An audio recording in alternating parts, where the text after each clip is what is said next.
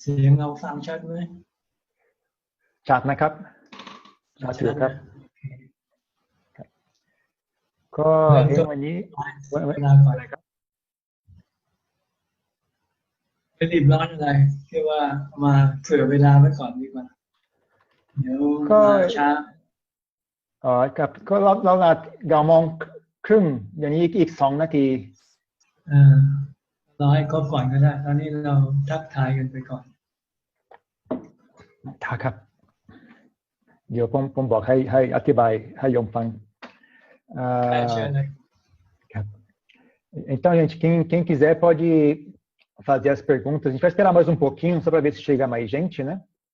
Mas quem quiser pode fazer as perguntas direto para ele, né? Ou se tiver muita gente, talvez seja mais fácil escrever as perguntas, né? Deixa eu só ver como é que eu mudo isso aqui. Então, mas procure manter as perguntas curtas, por favor, direto ao assunto, né? Sem explicar muito, tem que ir para todo, vai direto ao assunto, em vez de contar toda a história, né? Como é que você chegou à sua pergunta? Vai e pergunta uma frase só assim, ó, como é que funciona o karma? Como que é isso? Como que é aquilo? Não precisa explicar aquela coisa enorme toda, né? Que dá trabalho para traduzir. E também é meio desrespeitoso ao Adhyana, ele tem que ficar ali sentado esperando até você decidir qual que é a sua pergunta, né? Então, procure manter as perguntas curtas e diretas ao assunto, sem complicar demais, tá bom? E é isso, né? จะปล่อยให้เขาทำได้ไหมครับให้เขาเริ่มเดี๋ยวก่อนตอนนี้คุณกำลังอัดไว้หรือเปล่าเริ่มอัดอยู่ครับเปิดแล้วเริ่มอัดอยู่ครับเวลาเสร็จก็ช่วยส่งไฟล์มาให้ด้วยนะได้ครับผมขอบคุณมากเริ่มต้นได้เลยครับผม Então quem tiver alguém tem uma pergunta para fazer com a Jan?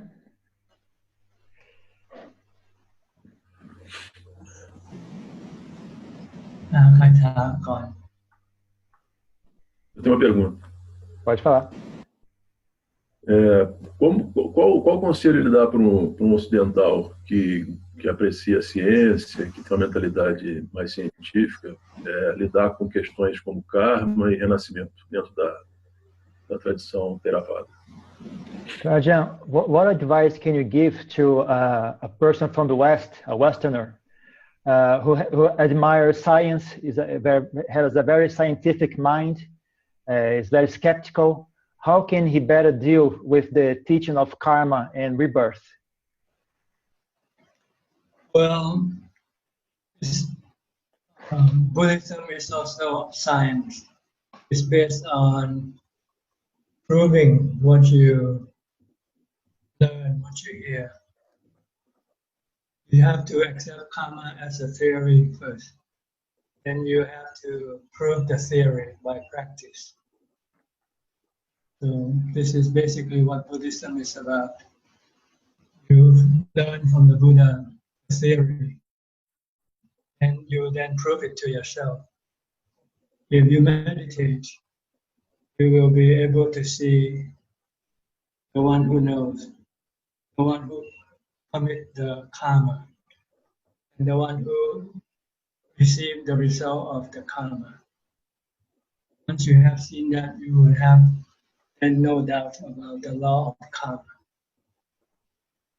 Ok? Então ele disse o seguinte, o budismo também é uma ciência, né? O budismo também é baseado em provas, em observação empírica. Então você pode entender um karma como se fosse uma teoria, como uma teoria científica qualquer. Como você é uma teoria científica, você também não sabe se aquilo está correto ou não, né? Mas você assume ela como uma teoria. Essa teoria do karma pode ser provada através da sua prática, né? Se você desenvolver a sua prática de meditação, se você conseguir progredir com a sua prática de meditação, você vai conseguir enxergar por si mesmo, né, esse assunto. Então, inicialmente, a gente aprende, né? A gente ouve os ensinamentos do Buda, aprende os ensinamentos dele, e depois nós botamos ele em prática, e aí nós provamos. Nós levamos ele à prova através da nossa prática de meditação. Então, se você conseguir fazer progresso com a sua prática de meditação, você vai conseguir enxergar como é que funciona o karma, se ele existe ou não, e quais são os resultados do karma. né? Como é que ele funciona e quais são os resultados que surgem dele. Então, nesse momento, então, aí sim as suas dúvidas vão estar realmente encerradas. Tá. Alguém mais tem alguma pergunta?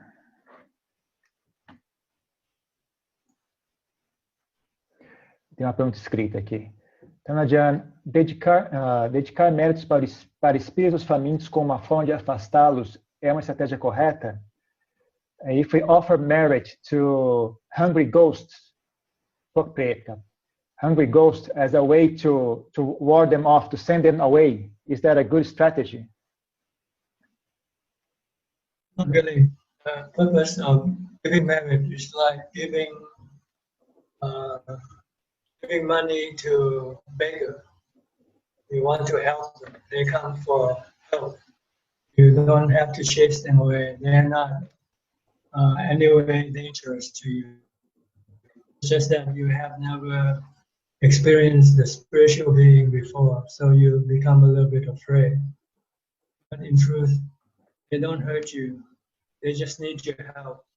And possibly they might have been your relatives or friends in the past. That's why they come to you.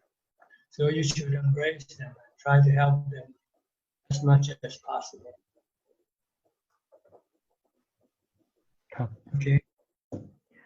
Ele está dizendo o seguinte, na verdade, fazer mérito, isso não é uma forma de pagar uma fiança, não é uma coisa que você faz para se livrar das pessoas.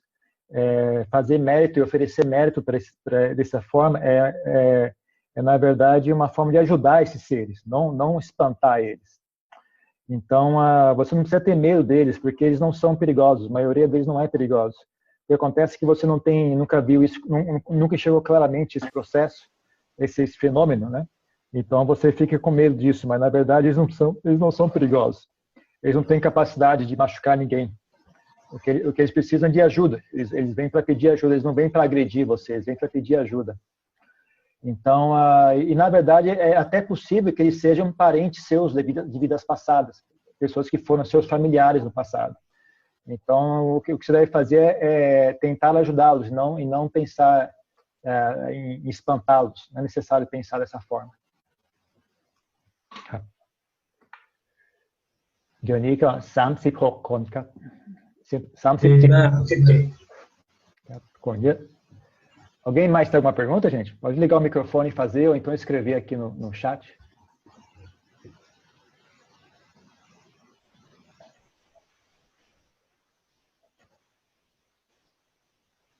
Conเยอะแต่คำถามไม่มี Oi, Adrian, bom dia.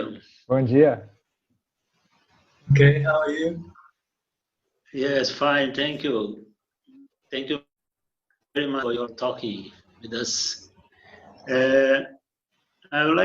Eu posso fazer uma pergunta em português? Você traduz, Adrian? Claro, claro. Eu queria perguntar para ele algo sobre os bodhisattvas. Eu vi que numa das fotos lá do Sudavari, você chegou a comentar que o mestre Luang Pu talvez tenha sido um bodhisattva. Eu queria perguntar para ele, por exemplo, o que implica uma pessoa fazer uma opção de bodhisattva? Quais são os desafios? Como que na Tailândia, o budismo na Tailândia vê essa questão? Né? Se o Bodhisattva pode não entrar em Nibbana para o bem dos seres, enfim, algumas coisas em torno disso aí, pode ser? Pode ser, vou fazer uma de cada vez, vamos ver aqui. Quando você pergunta o que implica, você quer dizer quais são as condições para ser um Bodhisattva ou quais são as consequências de ser um Bodhisattva? Eu acho que as duas, Adriana, né? Talvez pudesse dividir em duas perguntas, quais são as condições e também depois o que implica, não é? Nessa opção e tudo. Tanajan, he wants to know about bodhisattvas, like here the Luang Por Dun was a bodhisattva in Thailand many years ago.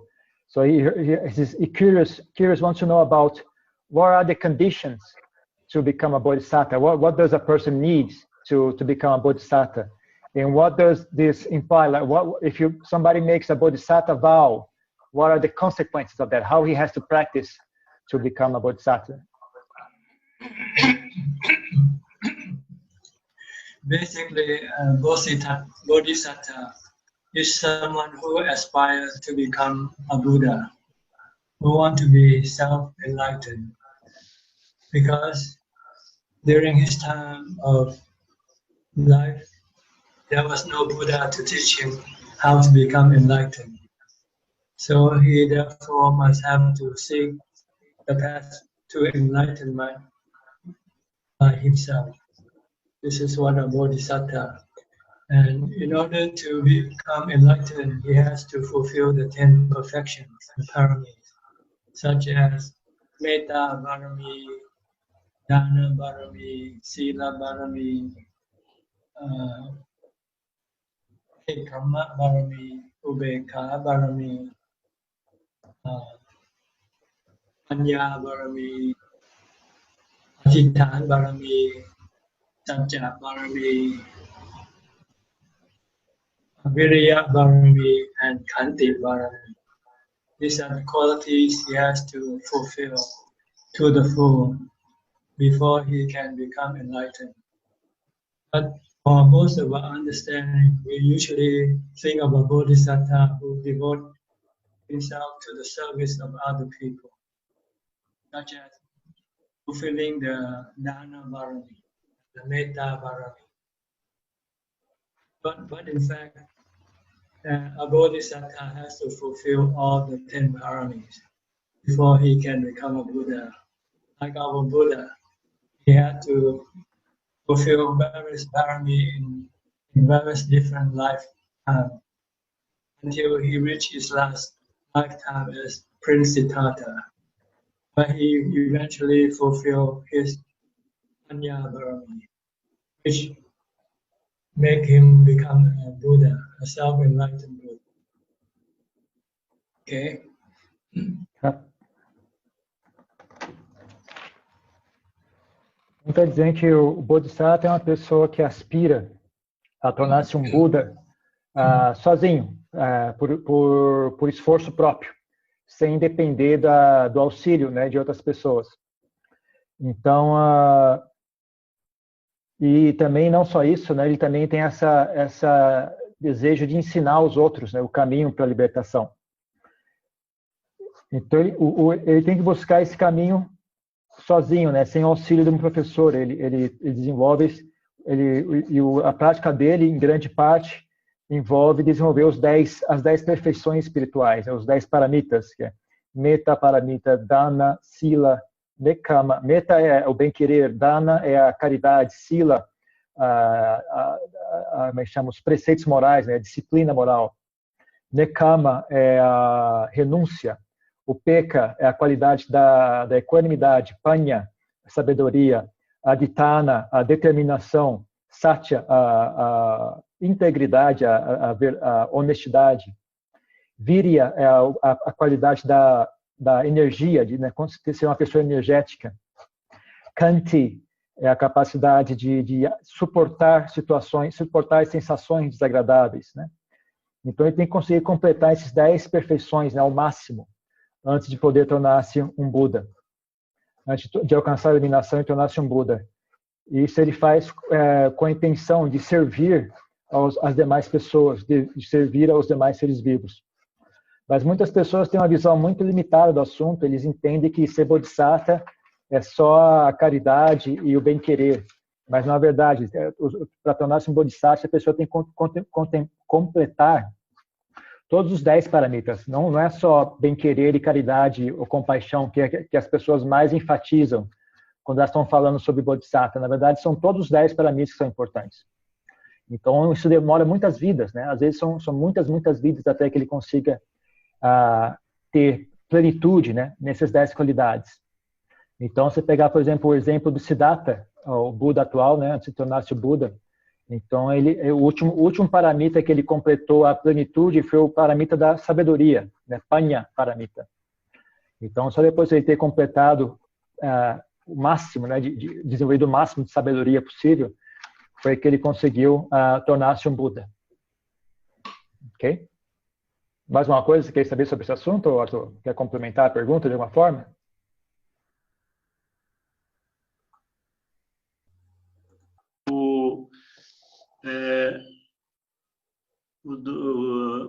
por exemplo,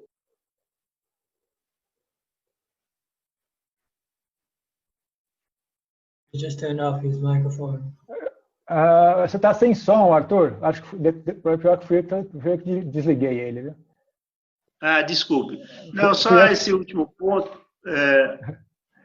Às vezes eu vejo no budismo Mahayana que eles dizem que o Bodhisattva poderia assim não entrar em Nibbana, né, para poder cumprir esse voto do Bodhisattva. Aí eu queria perguntar para ele se é possível, né?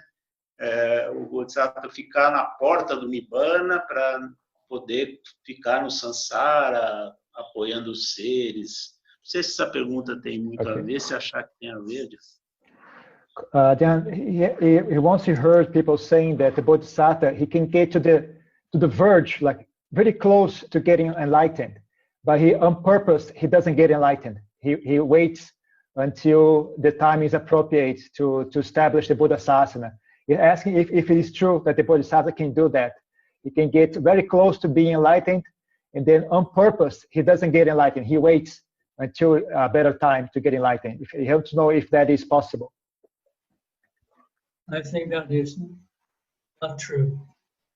I think it's more of a fantasy people put in to glorify the Bodhisattva. A Bodhisattva is like someone who's hungry and looking for food. So he doesn't wait for the time. Once he could find the food, he will grab at the food. Like the Buddha, like our present Buddha, he kept on searching for enlightenment. He doesn't consult the astrology to find out when is the appropriate time to become enlightened. Okay? Então ele não acredita que seja correto isso. Ele acha que isso é mais uma fantasia que as pessoas inventam a respeito do Bodhisattva. Da maneira que ele enxerga, o Bodhisattva é como uma pessoa faminta, uma pessoa que está com muita fome. Então ela está sempre buscando a iluminação, né? Ele não fica esperando até uma hora para alcançar a iluminação. Então ele tá sempre procurando, né, e buscando essa iluminação. Então ele compara com o Buda, né, o Buda atual, né? Desde o momento que ele nasceu, né, até o momento que ele finalmente se iluminou, foi sempre uma busca para ele, né? Desde o momento que ele nasceu, ele tem essa ânsia em buscar a iluminação. Ele não ficou esperando até uma hora específica para se iluminar. Então é isso. Another question here. Eu gostaria de saber se existe karma coletivo, um grupo de pessoas passando por um mesmo problema, exemplo, Covid no mundo. She wants to know if there is karma, which is a group experience, like we all have the same karma together. Like, for example, now they have the virus crisis in the world. She wants to know if this is a karma that we all, as human beings, have done in the past, and that now we all experiencing together this crisis. I don't think so. The only karma that we share is to have a desire to satisfy our desire, which led us to take birth. At the time of our birth varies from person to person because the sequence of our death, our previous lives, and the time we have to spend reaping our karmic fruit as a spiritual being also differs. So I don't think there is any connection from all of us from the past. We all just happen to be born at the same time, and then have to face the same experiences we are facing today. Okay. Ele acha que não. Ele não tem essa opinião. Ele acha que o único karma o karma é um fenômeno individual, né? Cada um faz seu próprio karma. O único karma que todos nós partilhamos é o karma de ter desejos, né? De ser pessoas vítimas de desejo Então, a gente tem desejo de satisfazer nossas vontades. E isso leva ao nascimento, né? Mas durante esse nascimento, cada pessoa tem experiências diferentes, né? É diferente a experiência de cada pessoa, como a pessoa vive, as coisas que acontecem na vida de cada pessoa é diferente. Então, o karma das pessoas nunca é igual. Né? E mesmo o tempo passado, né, como um ser espiritual, né, sem possuir um corpo físico, mesmo esse tempo passado nessa forma também influencia e é um karma diferente para cada um. Então, o que acontece hoje em dia é que calhou e todos nós nascemos nessa mesma época. Nós todos nascemos nessa mesma época no mundo. Então, acontece que nós estamos passando por essa experiência juntos, mas isso é mais uma questão de uma coincidência, né, do que um karma coletivo. Ok? Alguém tem mais uma pergunta? Posso fazer uma pergunta? Mais uma? Pode. Em alguns budistas, eles defendem uma postura de neutralidade com relação a várias coisas. Hoje, eu pessoalmente identifico aqui no Brasil uma situação política de um governo perigoso e grave. Eu queria um conselho dele no sentido assim, é mais saudável manter uma neutralidade com relação a isso ou é aconselhável que a gente se manifeste, converse com pessoas, fale sobre o assunto, manifeste opinião com relação a isso, tente combater aquilo que a gente identifica como, combater num bom sentido, aquilo que a gente identifica como algo perigoso e pernicioso para a sociedade. Dhanajan, he wants to know about if he understands that Buddhism usually teaches people to keep a attitude of neutrality towards the society. Né? But now in Brazil, there's a government he understands to be very dangerous and very, very, very unwholesome government. So he wants to know if Dhanajan usually advises people to keep away from these issues, not get involved, or he feels very compelled, like to fight what he understands to be something bad, something which is evil. Or should he fight or make protest and then fight what he understands to be something evil in society, or should he keep like a neutrality, equanimity? Well, as far as we Buddhists are concerned, the enemy that we have to fight is not outside. They are inside. They are our defilements, such as hatred or anger.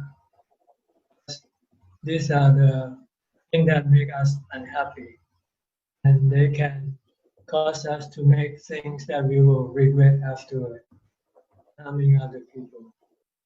So what we should do is to fight our anger, fight our hatred, and other people alone, because they will eventually be taken care of by their own karma. And whatever happens to us now from his reaction, we just have to consider it as our own karma. And we happen to be born in this country and have to meet this kind of people. We don't want to have any ill will or hurt anybody, even if they are evil. Just leave them alone.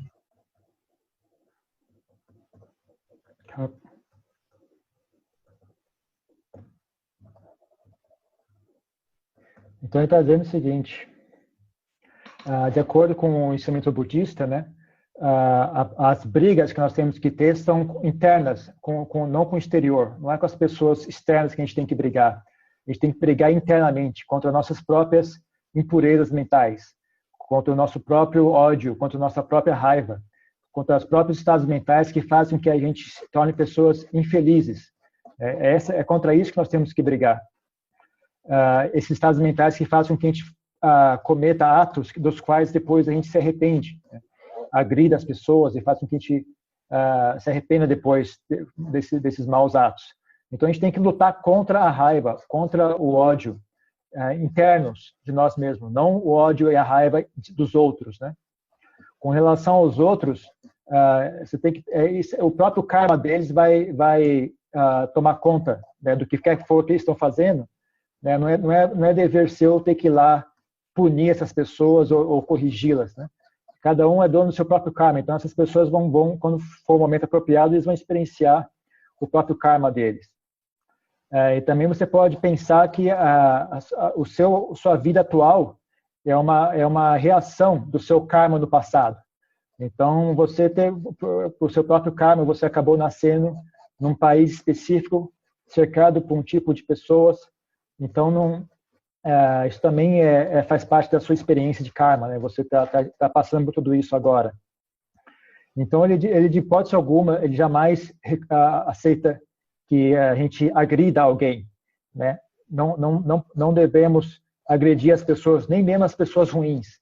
Nem mesmo as pessoas ruins nós temos o direito de agredir, né? Então, você simplesmente deixa que elas façam as maldades delas e, eventualmente, elas vão experienciar o resultado do próprio karma delas.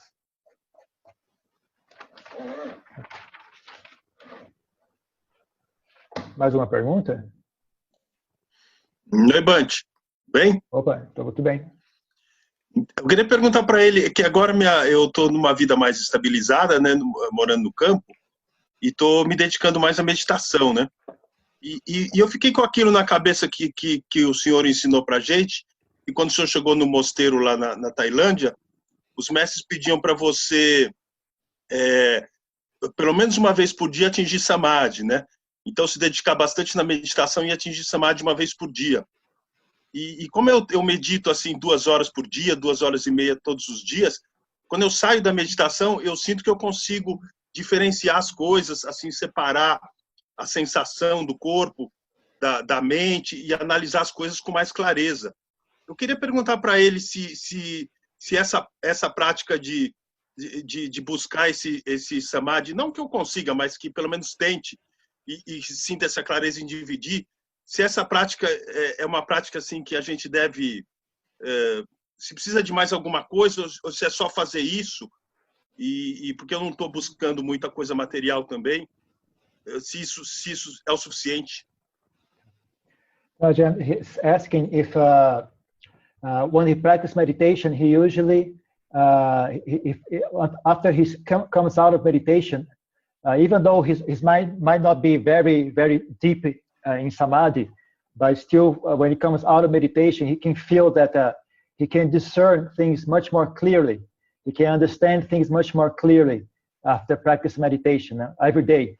So he wants to know if just this practice is enough, or he should be doing something else to supplement this practice of just like this, like practice meditation, then after coming out of meditation, using wisdom to contemplate and to observe.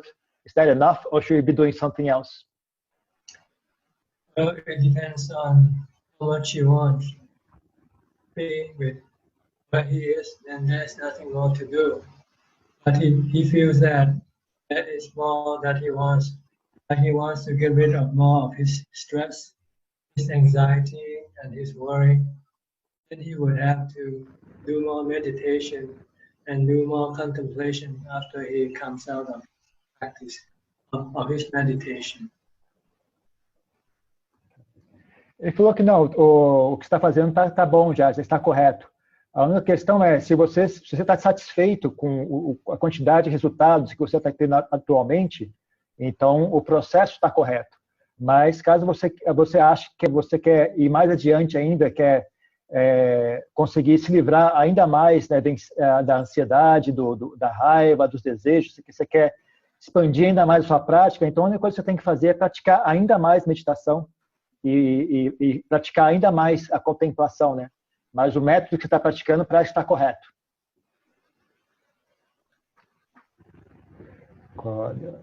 Vou ler uma aqui. Bom dia. Um pouquinho. Gostaria de saber. Posso usar metta como principal objeto de meditação em vez da respiração?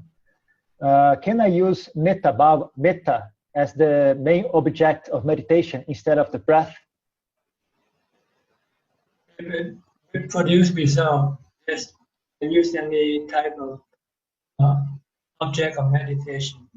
If it's suitable to your character or suitable to the situation that you are in, But basically, we use metta bhavana when we have anger. For instance, when we try to concentrate on our breath, and then our thought keeps thinking about something or some person that made us angry, and we cannot concentrate on our breath. Then we would have to use metta bhavana to get rid of our anger first by forgiving the person who did something wrong to us. Until we can forgive and the mind becomes calm, then we can then continue on with our meditation, watching the breath. Because watching the breath will bring you into deeper and calmer state of mind.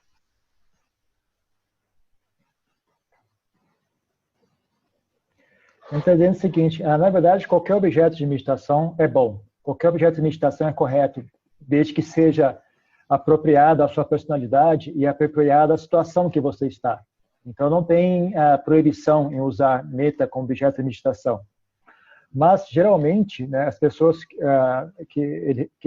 que usam metta como na meditação, na maioria dos casos, as pessoas usam para lutar contra a raiva. Né? Se a pessoa está sendo vítima de raiva, por exemplo, a pessoa está tentando praticar a meditação na respiração, mas a mente fica escapando para pensamentos de raiva, pensamentos de ódio contra uma pessoa ou alguma situação. Então, assim, ela não consegue manter a atenção na respiração. Então, o que ela faz, ela traz pensamentos de bem-querer, pensamentos de amizade, como uma forma de pacificar aquela mente raivosa, né? Perdoar a pessoa que tem ofendido a ela, etc. E assim a mente dela consegue voltar a um estado básico de calma. E aí a mente tendo um estado básico de calma, então ela retoma a prática da meditação na respiração. Isso porque a parte da respiração é capaz de levar a mente a estados ainda mais profundos de concentração. Então,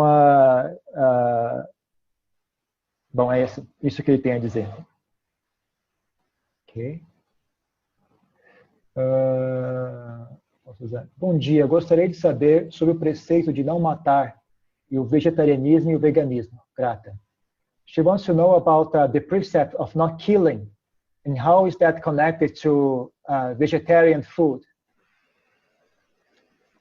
Well, basically, to hurt other living beings, because we ourselves don't want to be hurt, such as being killed. So if we can eat without killing, that would be the preferred method of eating. In the real world, there are people who doesn't care about other people. They care more for themselves.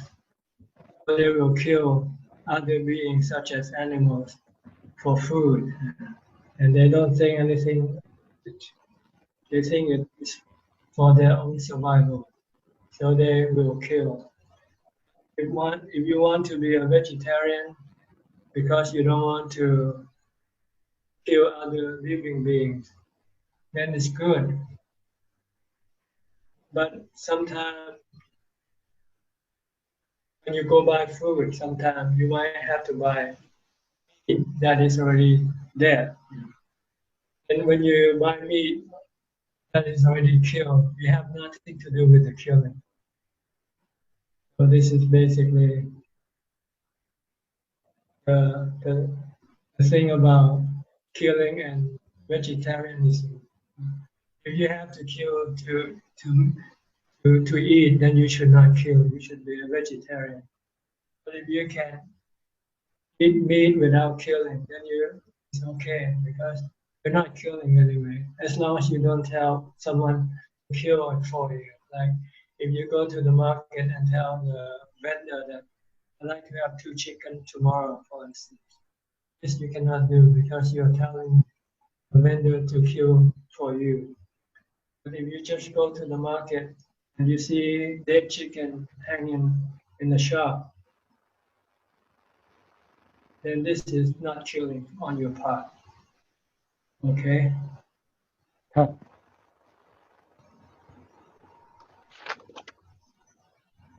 O preceito de não agredir os seres, então, é justamente isso. Né? A gente não deve agredir, não deve machucar outros seres vivos.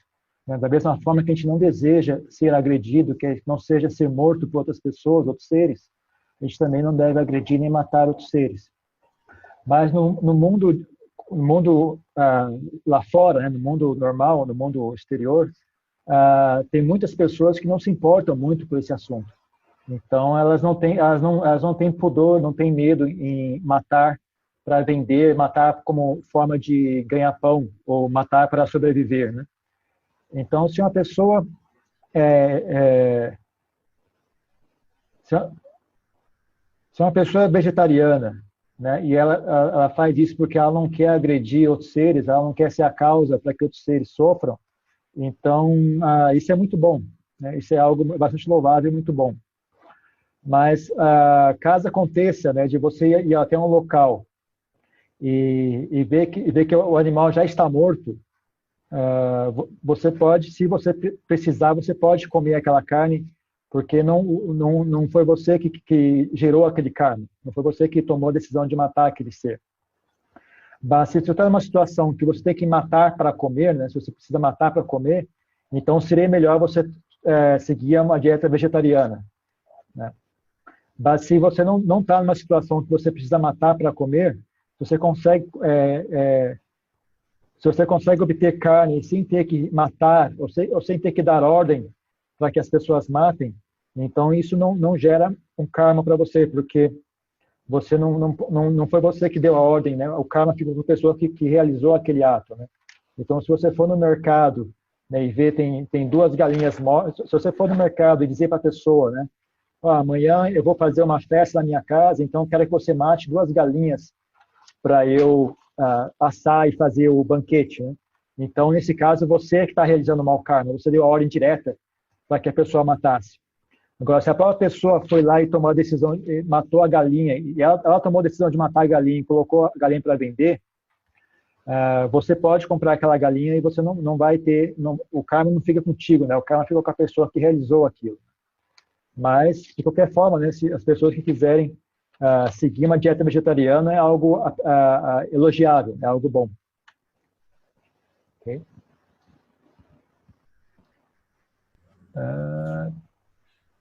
Além do exemplo que demonstramos, como podemos ajudar a preparar crianças a praticar o cultivo da paz interior? Tanajan, besides the example that we give to children, how else can we help small children to prepare for cultivating inner peace? Well, you can, in your meditation practice, when you meditate, you can ask the children to join with you and ask them to sit and meditate. But you don't want to expect too much out of them, because maybe the ability to concentrate is not yet strong enough. But you can lead them and see if they want to join or not. If they don't want to, then there's nothing you can do about it. You might ask them to first learning how to chant first, because chanting is also a form of meditation, a rough form of meditation.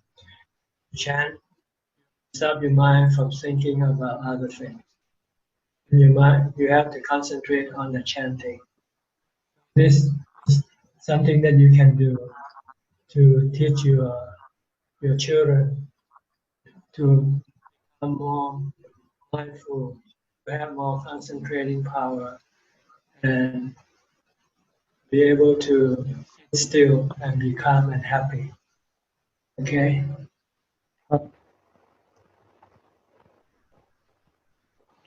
Ele disse que o que você pode fazer quando você pratica a meditação, você convidar as crianças a praticar junto, ensinar elas como praticar a meditação, e aí quando você for praticar, você chama elas a praticar junto.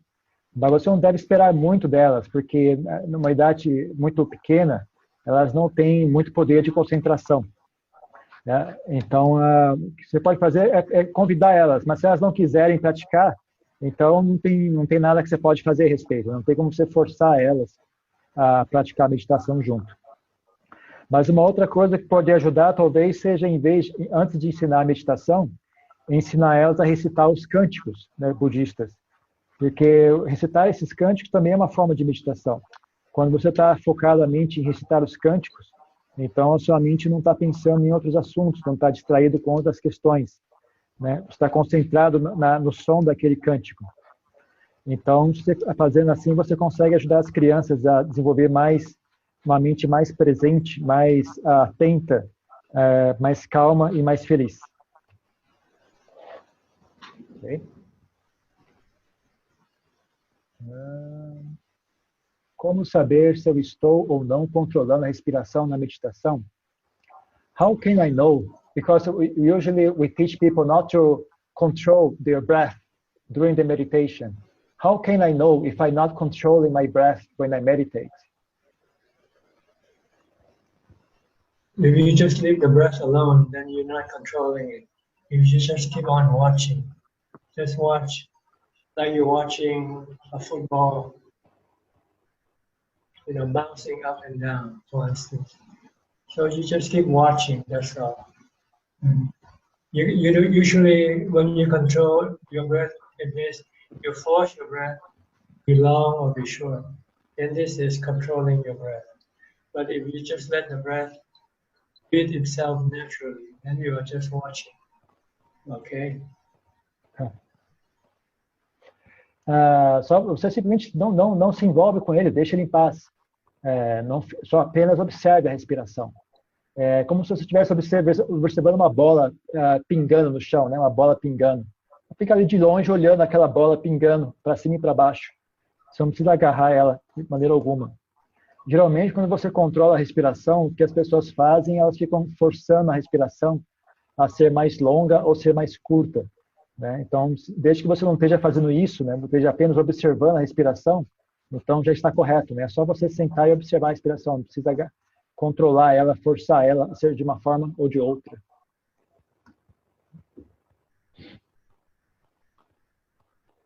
Can we actually, I'm going to translate first. Can we act under the influence of devas or hungry ghosts? If so, how do we know if we are suffering their influence? É possível nós estarmos agindo sob a influência de fantasmas ou anjos? Se sim, como é que nós fazemos para saber se nós estamos sob a influência desses seres? Can you repeat the question again, please? I didn't quite get it. Can we act under the influence of devas and hungry ghosts? How can we know if we are under the influence of these beings? Normally, if you are mindful or know what you think, then the other beings cannot influence your action. So basically, other beings cannot influence your action. It's your own delusion, more or less, that makes you feel that you're being influenced by some being, such as your inner voices. But in fact, they are your own voices that come in disguise as a deva or a hungry ghost. So if you are mindful, you usually don't fall under this problem. You think not rationally before you decide to say or to do anything. Okay. Se você tem a presença mental, né, se você tem atenção à sua própria mente, você tem sati, então não é possível esses seres dominarem a sua mente, né? Não é possível eles influenciarem seu pensamento. Mas em quase todas as ocasiões que as pessoas dizem isso, o que está acontecendo na verdade é que elas pensam que é outros seres, né? Mas na verdade é a própria voz interior dela que está dando ordem para elas. Ou são os próprios desejos e aversões delas que dão ordens para elas, e elas imaginam que aquilo é um ser exterior, mas na verdade é a própria mente delas. Mas, de qualquer forma, se você tem ciência de si mesmo, tem presença mental, né, tem atenção a si mesmo, esse tipo de coisa não consegue enganar você, não consegue influenciar você. Então, sempre que você for fazer alguma coisa, antes pense com raciocínio, use o raciocínio para pensar antes e decidir alguma coisa. Não saia por aí seguindo vozes que mandam você fazer isso, aquilo, né? Porque isso não está correto.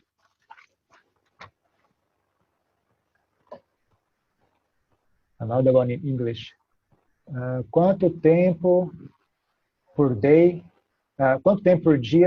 eu tenho que meditar para obter algum resultado? How long, at least, per day we have to meditate to get some result? Result sometimes varies from people to people because they're not time-based alone. They're also based on your ability to concentrate, your ability to be mindful. So this can vary from people to people. Some people who were fortunate, who had developed a lot of mindfulness, a lot of concentration, they can meditate in 5 minutes and they can become calm. And after that, they can sit for maybe 1 or 2 hours. And for people who have no strong concentration or mindfulness, when they sit, they have to struggle with thoughts. So it might take them a very long time before they can achieve any result. So there is no fixed time for each individual.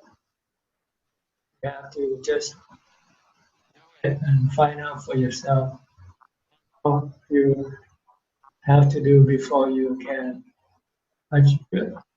achieve any result. Okay? Então, varia, porque isso não é um assunto que é baseado em período de tempo. Né? Não é só quanto tempo você senta que determina isso. Também tem a questão da sua habilidade em se concentrar, sua habilidade em ter ciência, estar com a mente presente. Então, algumas pessoas que praticaram muito no passado, pessoas já têm bastante habilidade em concentrar a mente, às vezes ela consegue sentar só em 5 minutos, em 5 minutos a mente dela já consegue se concentrar. E aí ela consegue continuar sentando meditação por 1 ou 2 horas, sem problema nenhum. Agora, se uma pessoa não tem concentração muito forte, talvez ela tenha que lutar muito, durante um longo período de tempo, antes de obter algum resultado. Então, não tem uma resposta fixa para isso, não é algo que dá para dar uma resposta única para qualquer pessoa. Você tem que descobrir por si mesmo, você tem que pesquisar e descobrir por si mesmo antes de saber, né, qual é o período correto para a sua prática de meditação.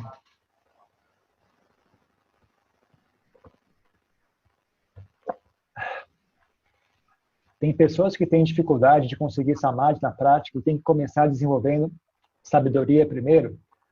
Como saber qual é a forma mais indicada para a prática, se é começando com samadhi e sabedoria? Is it true that some people have difficulty in developing samadhi? Therefore, they should start practice wisdom first. How can we know if we should start by wisdom or samadhi? Well, if you can use your wisdom to calm your mind, then you know. So it's just a matter of experience. I guess there's nothing else I can say. If you find that you cannot concentrate on your breath, on your mantra, then you can contemplate on the impermanent nature of something that bothers you, for instance. And then you can accept the truth of that thing, that it is impermanent, and you let go of that thing. Then your mind can become calm that way also.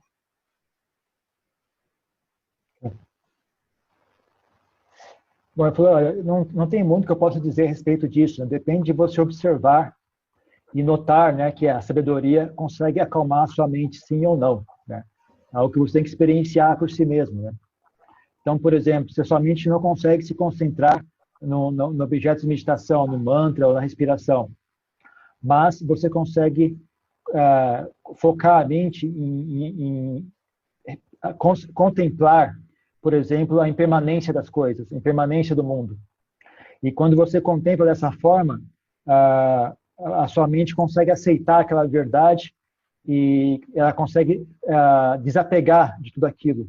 E isso leva a mente a ficar calma, né? Então, nesse caso, se você observar isso na sua experiência, então, aí sim, o seu caso é que você é mais inclinado a praticar usando sabedoria em vez de samadhi.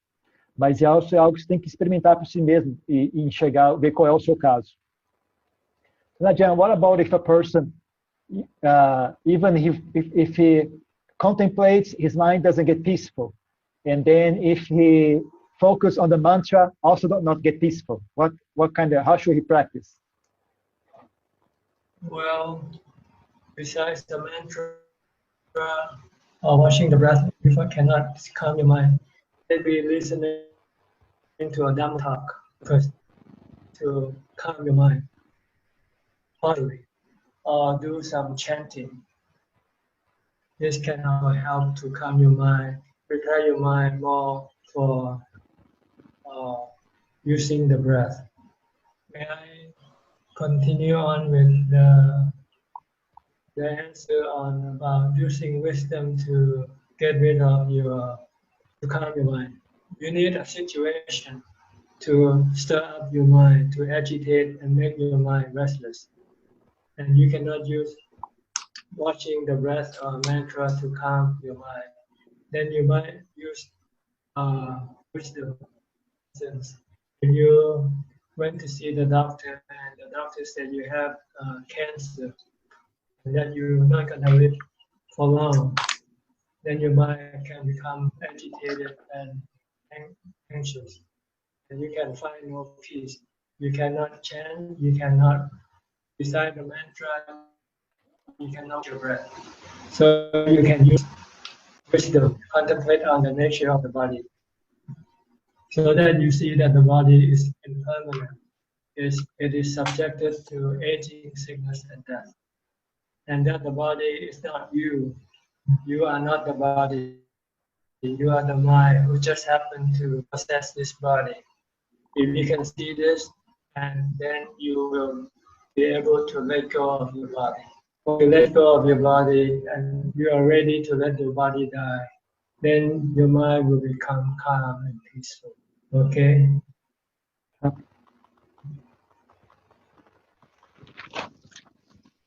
Então, eu perguntei para ele, né, complementando, mas aí se uma pessoa, não, mesmo praticando contemplação, não consegue pacificar a mente, e quando foca no objeto da meditação, não consegue pacificar a mente, o que essa pessoa deve fazer, né? Então, bom, nesse caso, você pode tentar escutar uma palestra do Dhamma, ou então recitar cânticos que podem ajudar a preparar a sua mente, né, para que então você tome a prática da meditação na respiração, né? Ou então você pode, então você, para preparar a sua mente para conseguir usar a respiração como meditação, né? E aí, tendo conseguido fazer isso, você complementa a prática, né? Usando sabedoria, usando a contemplação. Ou então, o que pode acontecer também é uma situação pode causar, pode agitar a sua mente, né? Por exemplo, se uma situação surgir que faça com que você não consiga mais focar a atenção na respiração ou no mantra, né? Não funciona mais a sua meditação porque a sua mente está agitada. Por exemplo, se você foi no médico e o médico disse que você tem câncer, né? Que você vai morrer, aí a sua mente fica agitada, ela não consegue mais focar na respiração, não consegue mais focar em nenhum objeto de meditação, não consegue mais focar no cântico, nada. Então, o que você pode fazer nesse caso é você usar a sabedoria para contemplar a impermanência do corpo, né? Enxergar que esse corpo ele é algo impermanente, ele é sujeito à velhice, doença e morte. Esse corpo não é um eu, não sou o que eu sou, né? Eu sou a mente, né? E não o corpo. Então, quando você conseguir enxergar isso com clareza, você vai abrir mão do apego pelo corpo. E isso, quando você abrir mão do apego pelo corpo ao ponto de estar pronto a morrer, né? Então a mente vai se pacificar e vai ter um bom resultado, vai trazer bastante paz para a sua mente. Né? Então, cada pessoa tem que tentar da maneira que for possível, de acordo com a sua situação também. Ok? Observei que a minha mente entra num estado melancólico quando contemplo envelhecimento e morte, e que o sentido de urgência se torna angustiante. Receio que não me libertar ainda nessa vida. Como lidar com isso de forma saudável? When I focus my mind on old age, sickness, and death, my mind becomes very sad, and the feeling of urgency in practicing meditation becomes angustiante. How do you say that? Become exasperating now, because she feels the urgency to practice so strong that she becomes agitated. She's afraid that she'll not be able to attain liberation in this lifetime. How should she deal with this in a healthy manner? Well, she has to stop thinking, basically, because the thought is the one that's causing all this restlessness and agitation. So if she finds that she falls into this situation, she should stop talking to herself, stop rationalizing, and concentrate on a mantra instead of chanting to calm her mind first. Once the mind is calm, then the mind will be more rational, and it will think in a rational way. It will look at the cause and effect, at where it is now and where it wants to go. It cannot be there yet, so it understand and it accept the situation. Okay. Então, ele disse que você tem que parar de pensar nesse caso. Né? Você tem que parar de pensar tanto, se preocupar tanto, tentar, por exemplo, usar um mantra, na recitação do mantra para meditar, ou então usar a recitação dos cânticos para meditar e assim conseguir acalmar um pouco mais a mente, né? Porque com a mente mais calma, você vai pensar mais claramente, a mente vai ficar mais racional e o pensamento vai ficar mais claro e tranquilo. Então aí você consegue pensar de maneira correta, pensar contemplando causa e efeito, né? Quais são os seus objetivos, o que é que você quer obter, né? E perceber que, bom, ainda não cheguei nesse nível, ainda não estou naquele nível, então você simplesmente vai conseguir aceitar qual é a sua situação atual sem que sua mente fique agitada.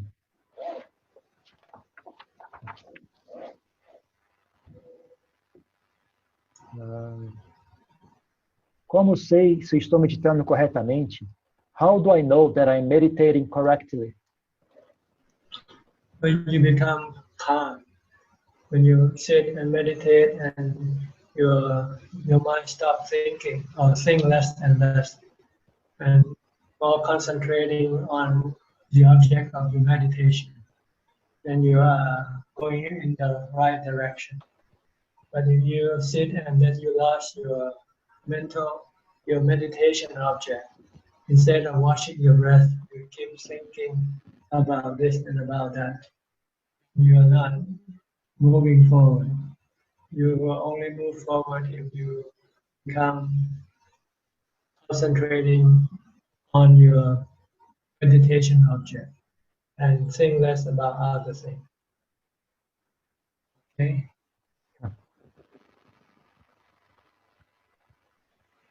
O método para saber se a meditação está correta ou não é quando a sua mente se pacifica.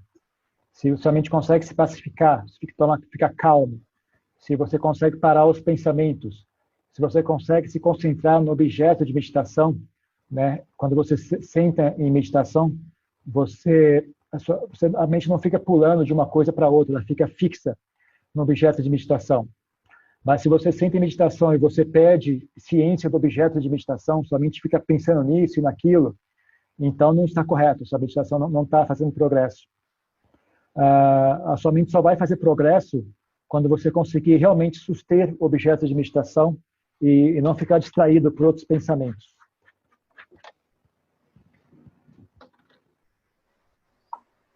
Em relação à prática, o Ajahn acha que qualquer pessoa que segue as preceitos e prática com seriedade e esforço pode chegar em jhana ou extremo entre.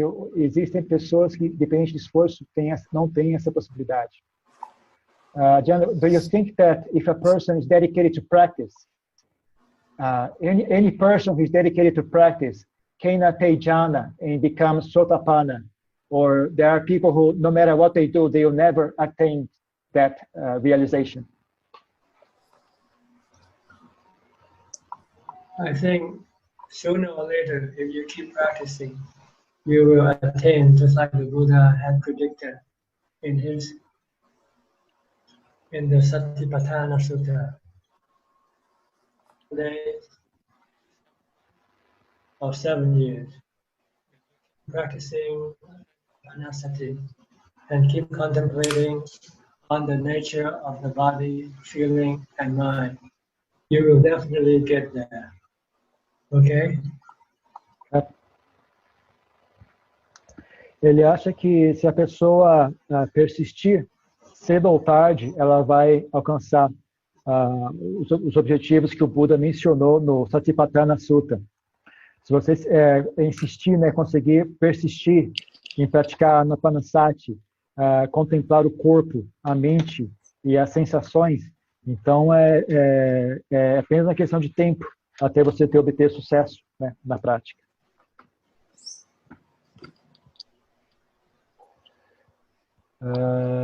Nossa mente, by the name the core, what is this? This is in English, Ajahn. Let me translate to Portuguese first.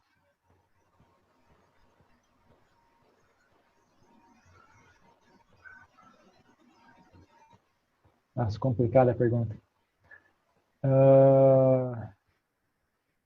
Se a mente, que é o centro da nossa existência, existe a despeito do corpo,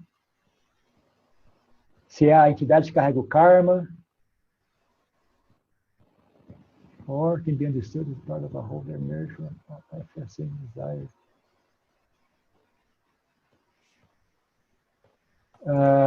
Basically, he wants to know if the mind is separated from the body, if they are both separate phenomena, if it is the mind that carries the karma or not, and if after enlightenment there is still karma or not. Karma goes with the mind. The body is not the one who bears the fruits of the karma, who perform the karma. The body is just an instrument, like a gun. When you use the gun to kill somebody in jail, knock up the user of the gun. The body is such like the gun. We use the body as an instrument to fulfill our desire, whether it's good or bad action. Then the one who receives the result of this action is the mind. Basically, the first result that you receive is how you feel. When you do bad, you will feel bad. When you do good, you will feel good. You will have good feeling or bad feeling arising from your good or bad karma. The other result that might happen to you when you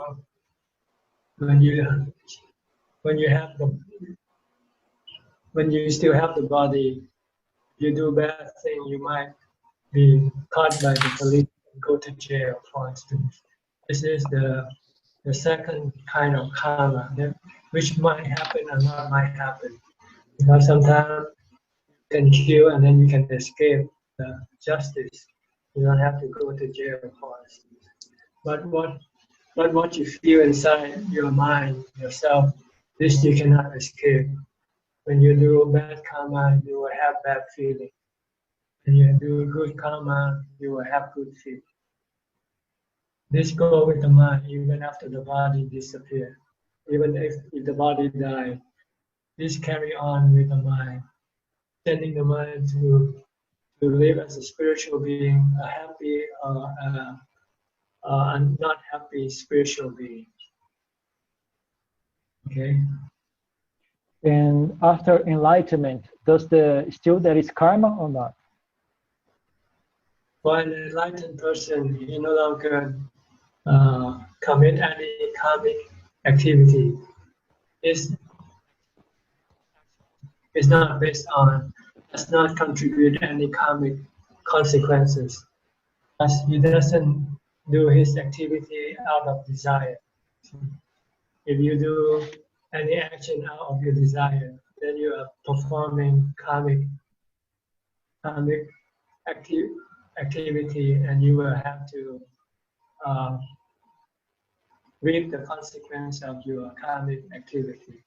But if you're an enlightened person, you don't do anything out of your desire. You do out of compassion or love, but there is no karma with an enlightened person. No new karma, but his old karma can still come and cause him harm, such as the Venerable Moggallana. I think he had to be killed, but it only affects his body. As far as his mind is concerned, his mind remains calm and peaceful, not hurt by the death of his body. Okay? Então, ele está dizendo que karma é um fenômeno da mente, não um fenômeno do corpo. Então, o corpo, nesse caso, é como se fosse uma arma, por exemplo. A gente pode pegar uma arma e matar uma pessoa, mas a arma não vai para a cadeia. Quem vai para a cadeia é a pessoa que matou aquele outro indivíduo, né? Então, o corpo é apenas uma ferramenta, não é quem recebe o karma que é realizado. Então,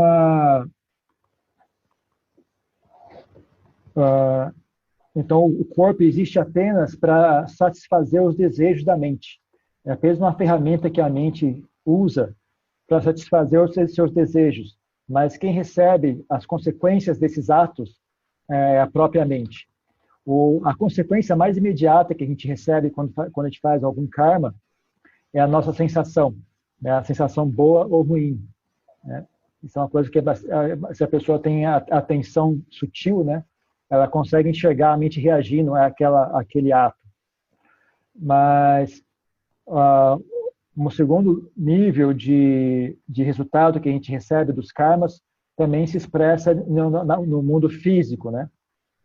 Por exemplo, nesse caso, a polícia vem e nos prende, né? Isso também é um resultado do nosso karma. Mas essas coisas podem ou não acontecer, né?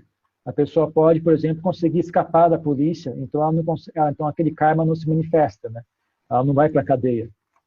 Mas aquela sensação interna da mente, você não tem como escapar dela. Então, quando você faz um bom ato, um bom karma, aquela sensação fica guardada dentro da mente. Quando você faz um mau karma, aquela sensação também fica armazenada dentro da mente. E aí, quando o corpo morre, né, e você se torna um ser não físico, né, então você aquele estado de felicidade ou de sofrimento vai se expressar, né, vai vir à tona. Então, já uma pessoa iluminada, ela não realiza nenhum karma ruim, porque ela não faz nada movida por desejo, por raiva ou por aversão. Então, ela não tem nenhuma causa para gerar karma. Então, as únicas pessoas que fazem karma são as pessoas que agem movida por impurezas mentais, como o desejo, por exemplo. Então, elas fazem karma e esse karma tem resultado. Mas as pessoas iluminadas agem apenas por compaixão e bem-querer. Então, não tem como elas fazerem mais karma ruim, né?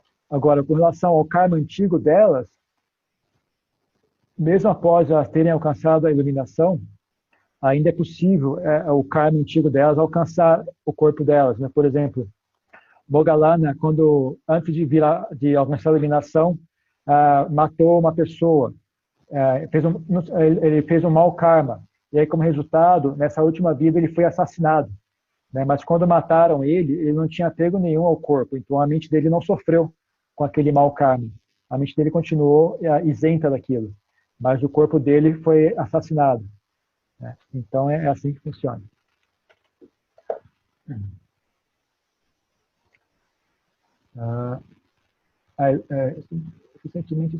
Recentemente escutei um clipe de um ajahn tailandês, esqueci o nome dele, dizendo que podíamos meditar apenas 15 ou 20 minutos por dia, e quando saíssemos de meditação, deveríamos manter sati durante o tempo todo. Qual é a sua opinião?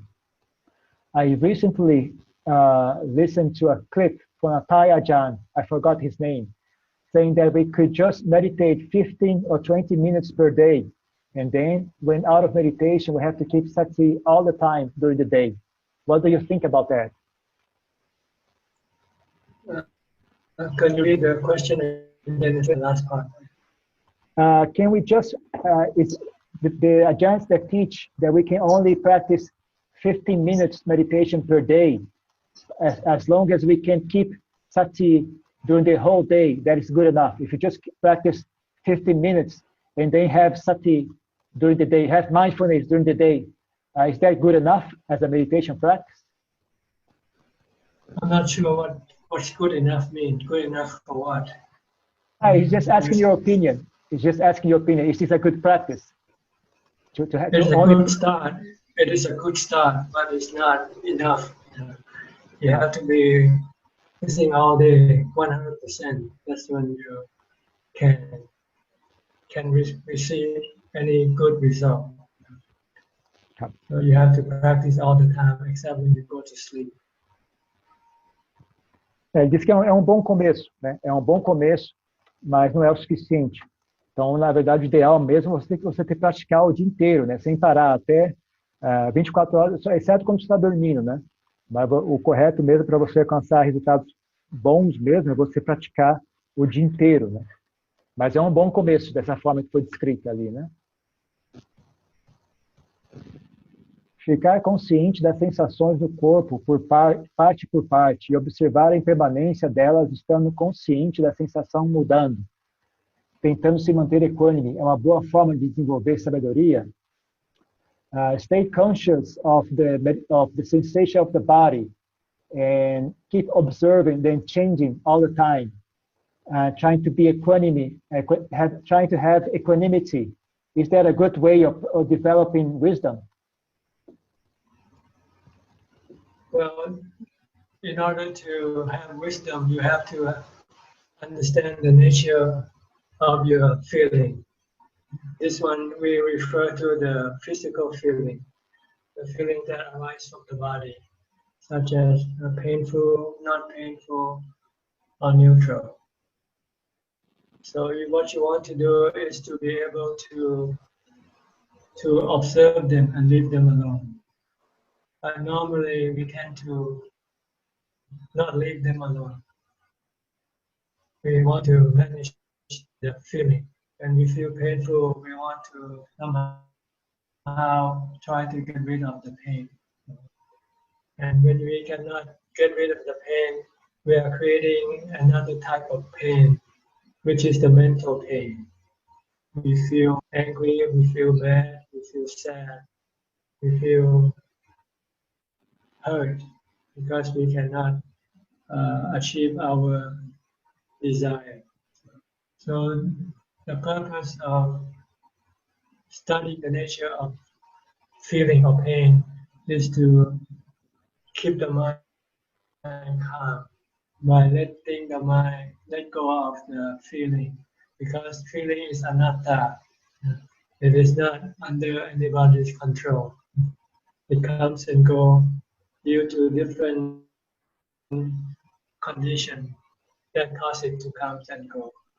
So you have to understand the nature of feeling and leave it alone, whether it's a good feeling or bad feeling or neutral feeling, coming and going.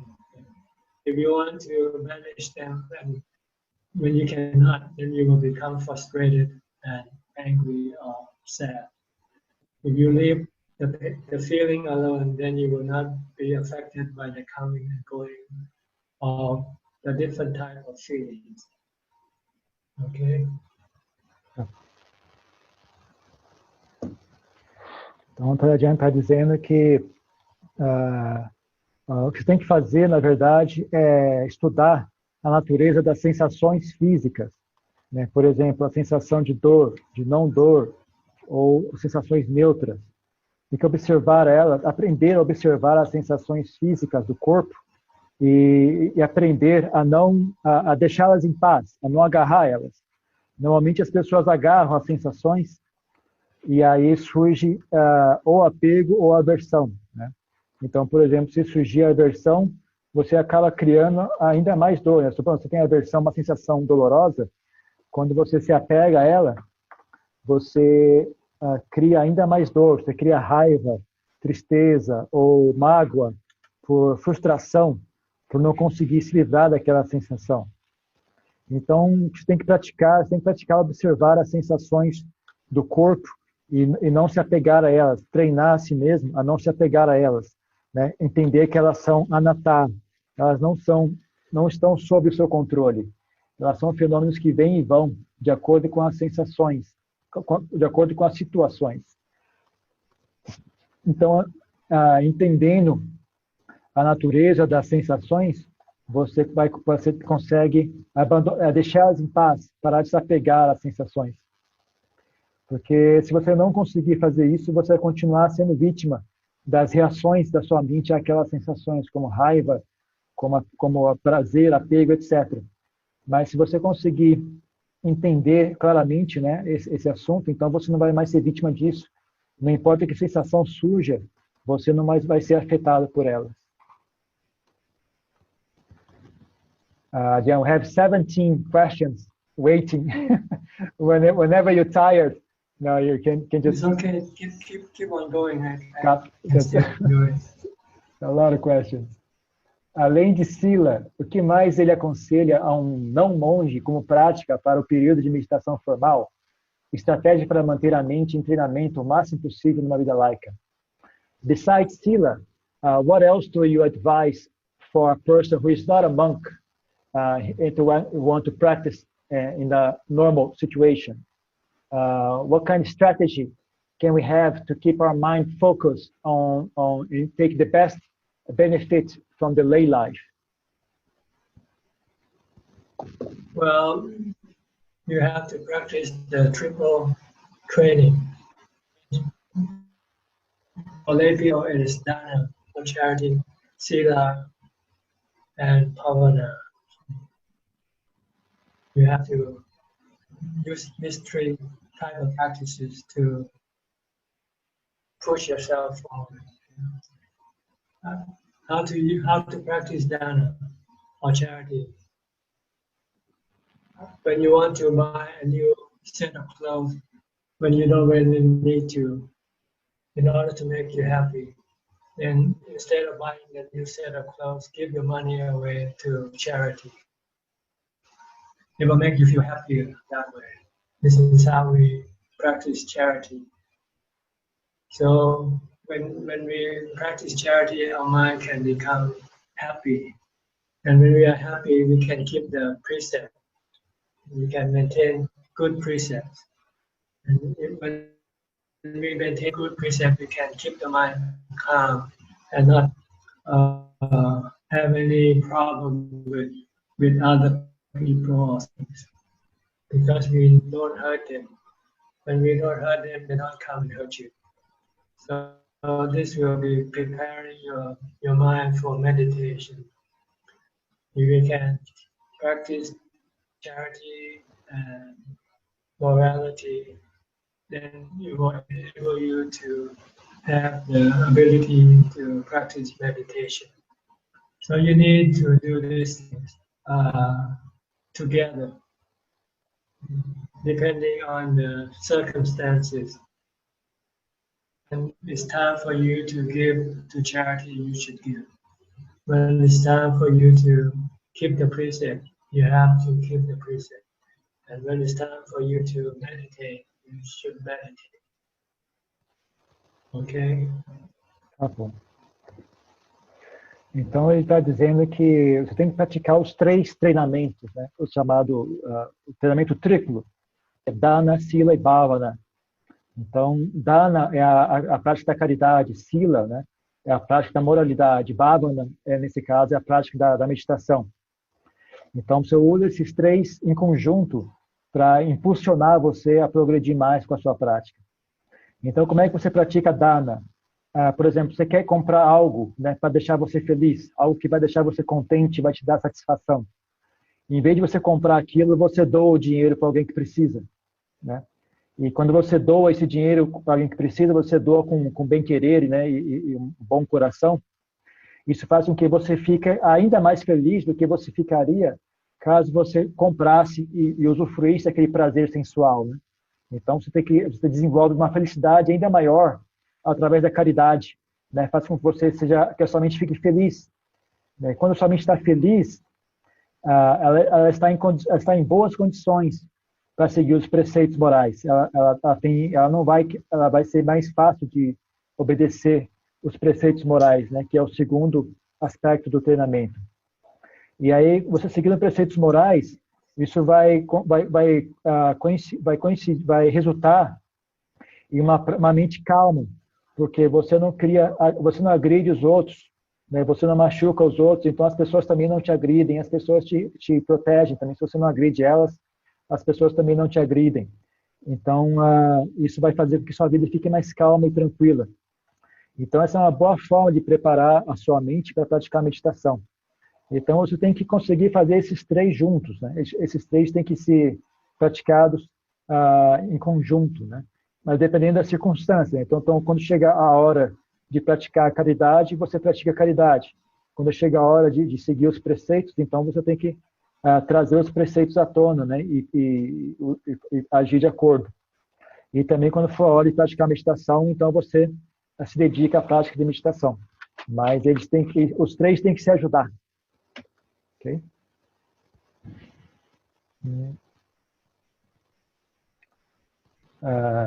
Ultimamente eu tenho experienciado um estado como um sono profundo.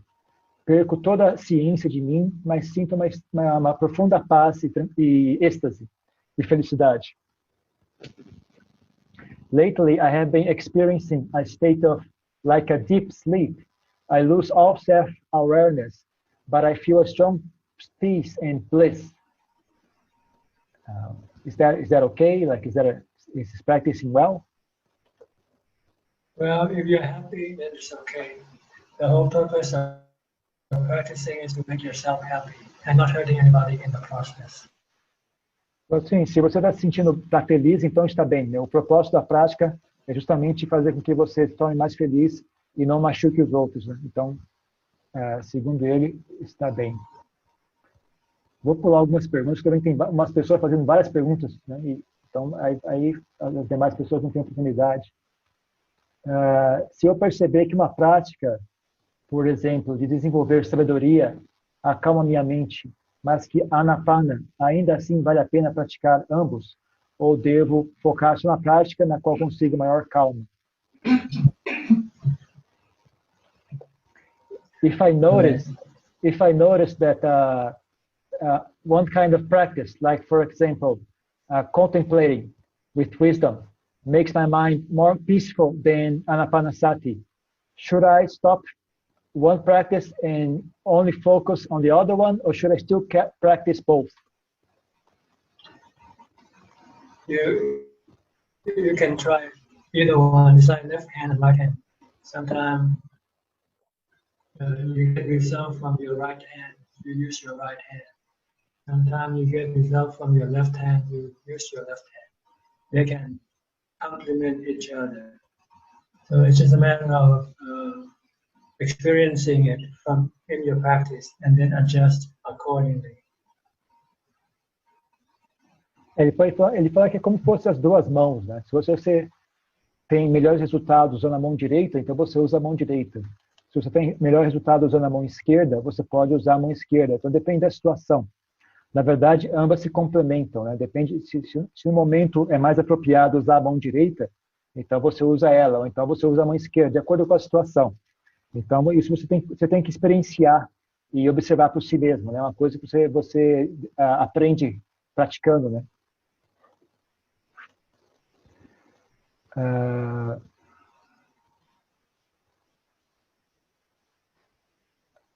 this one, I don't understand the question.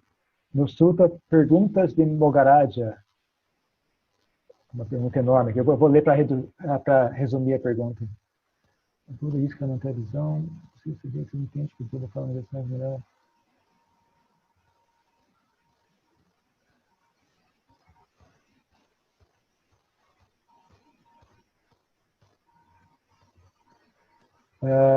In the suttas, the Buddha recommends seeing the world as empty.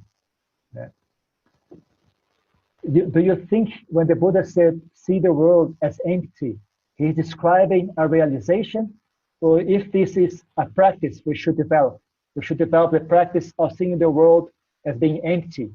Or is that a result of a realization? When he said to see the world as empty, he means empty of ego, empty of people, animal. What you see bodies that are made from the four elements. Your body or my body, the mountain, the sea, the trees, they are all elements. There are no people or animal in those things. They're only for the human being and the animal beings. They are being possessed by the mind. And the mind, due to its delusion, start forming concept about people and animal and things. But if you contemplate, investigate, you will understand that the body is just a product. It's like a living doll, produced by the combination of the four elements. And the mind is the one who use this body or direct this body, control this body to move around, to do things. So you want to teach your mind that everything that you see is without a self. There is no self in everything that you see.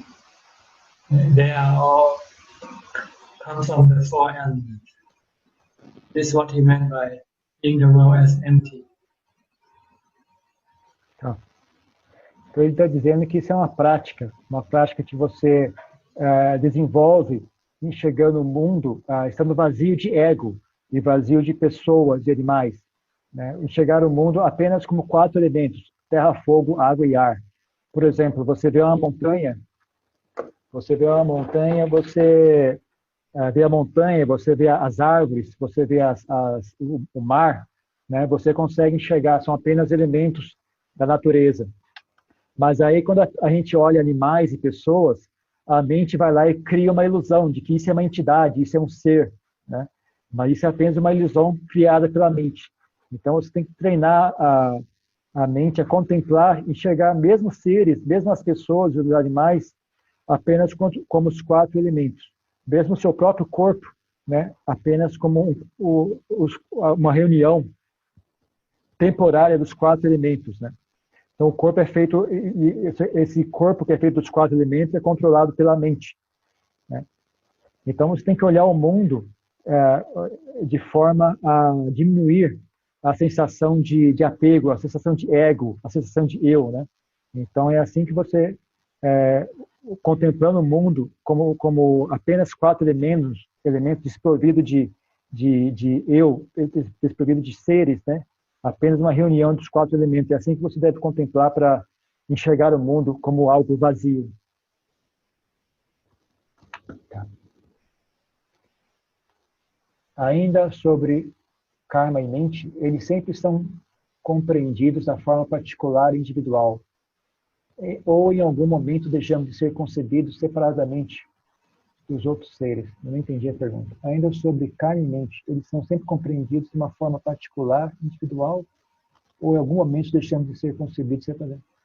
And still about karma, is they always understood as being individual karma. There's never a point when the karma of many beings become one. Yes, karma is individual, and it's not a group karma or anything like that. Each individual has their own karma. The Buddha said, I have my own karma, we have our own karma. And we receive, we reap the fruit of our own karma. But we might happen to be reaping the fruit at the same time.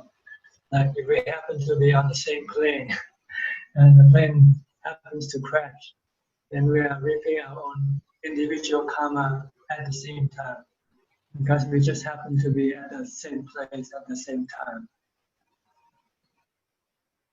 Ele está falando, não, o karma é sempre algo individual. O Buda dizia, né, eu sou o dono do meu karma, herdeiro do meu karma, existo suportado pelo meu karma, né, é uma recitação, né, de um texto do Buda, né. Então o karma é sempre uma experiência individual, é sempre um bem individual. A única coisa que pode acontecer é que às vezes a gente experiencia o fruto desse karma em conjunto, né. Por exemplo, se nós estamos num avião, e o avião cai, então nós todos vamos experienciar esse karma juntos, nós todos vamos experienciar a mesma situação. Mas o karma ainda assim permanece uma experiência individual de cada um. Ok? Ok, acabaram as perguntas escritas aqui. Alguém tem mais uma pergunta a fazer? Queira falar? I think we are out of questions already, John. I think this was the last one. As coisas assim que não são karma, de você atravessar a rua sem olhar, isso seria sati, né, que a gente teria que ter. Ajahn, for example, if you cross the street without looking, it's not a question of karma. This is more a question of having sati, being mindful. Is that correct? Yes, when you walk, when you cross the street and you happen to be run over by a car because you're not mindful, this is not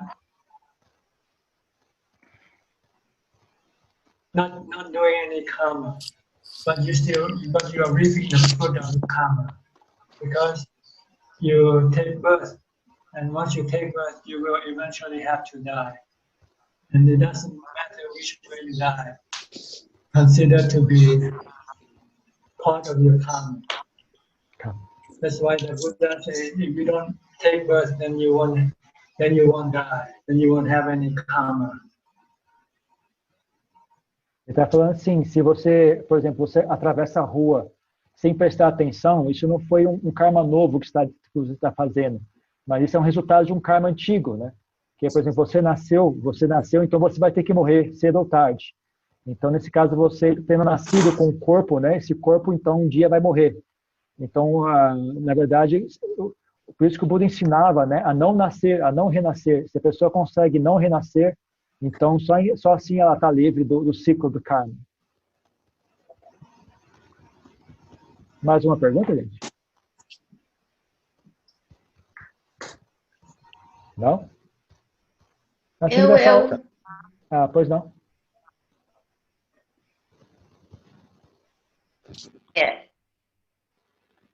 Pode falar. Obrigada, já. Quando ele fala desses fantasmas, né, que eles precisam de ajuda, eles estão querendo ajuda para poder reencarnar? John, when you say that those hungry ghosts are searching for help, are they searching for help to be reborn? No, they are hungry ghosts because they have no food, no spiritual food. They didn't do any charity when they were alive. So they didn't have a spiritual to eat with them after they die. They have to go and get spiritual people who make charity. When people make charity, their mind or their heart becomes full of happiness, and then they can share this happiness with the hungry ghosts, which needs this to make them happy. Não, na verdade, quando esses seres vêm pedir ajuda, eles pedem porque eles estão com fome, né? Eles precisam de alimento, né? Então, eles precisam que as pessoas façam gestos de boa ação e dediquem os méritos a ele, né? Quando as pessoas fazem caridade e dedicam méritos a esses seres, então eles conseguem experienciar a felicidade, né? Se as pessoas não fizerem mérito, o tipo de existência deles não permite nenhuma forma de felicidade, de bem-estar, né? Então, ele depende das demais pessoas fazerem boas ações e dedicar méritos a eles para que eles possam experienciar a felicidade. Daí, estando num bom estado de felicidade, aí talvez seja possível também eles renascerem de outra forma. Ok? Mais uma coisa, não? Obrigada. Obrigada. Jan, Pois não? what's the biggest danger in samsara? What is the greatest danger in samsara? The biggest. The biggest danger in samsara. Birth. Don't take birth in samsara. Birth, then nothing will happen to your mind. But once you take birth, then you will have to go through all the problems that we go through, because we have to struggle to make life to survive. We have to work, we have to and protect ourselves from all forms of dangers. And then eventually we still have to face aging, sickness, and death. But the most dangerous part of samsara is birth. So we should try to stop being born. And in order to stop being born, we have to get rid of all our three cravings. Craving for sensual gratification, craving for being, and craving for not being. Once we can get rid of these three cravings, then we won't need to live samsara. Okay? Thank you. Thank you. Então, ele perguntou qual é o maior perigo do samsara, né? E Tanajan respondeu: o nascimento. O nascimento é o maior perigo que existe no samsara. Porque se a pessoa não nasce, então ela não experiencia todos os problemas do samsara, não experiencia toda a batalha, né, por sobrevivência. Ela não precisa ir trabalhar, não precisa enfrentar todos os perigos e sofrimentos que envolvem, né, a existência condicionada, a doença, a velhice e a morte, né? Então, o correto é a gente não ter mais que renascer, né? Alcançar o estado de libertação significa que a pessoa não está mais sujeita ao renascimento. Então, para conseguir isso, você precisa superar, né, purificar-se dos três tipos de desejo, né? O desejo por experiência sensual, o desejo por existência e o desejo por não existência. Então, quando você conseguir superar esses três tipos de impurezas mentais, então você não vai haver mais necessidade para você continuar preso ao samsara. Ok, gente? Vamos deixar a Diana descansar ou não? Podemos encerrar? Ok. Diana, I think that's all. Thank you very That's much. all for today. Okay, very happy to be able to share with you some of the Dhamma. I hope it can be some benefit to you and push you to do more practices. In the meantime, be happy and be safe, and keep practicing, and you will eventually become enlightened one day. Okay. Thank you. Thank you, Ajahn. Sadhu, sadhu, sadhu. Very good. Thank you. Thank you, Ajahn. นมัสการอาจารย์เดี๋ยวเสร็จแล้วผมจะส่งไฟล์ให้ท่านอาจารย์ครับ Thank you.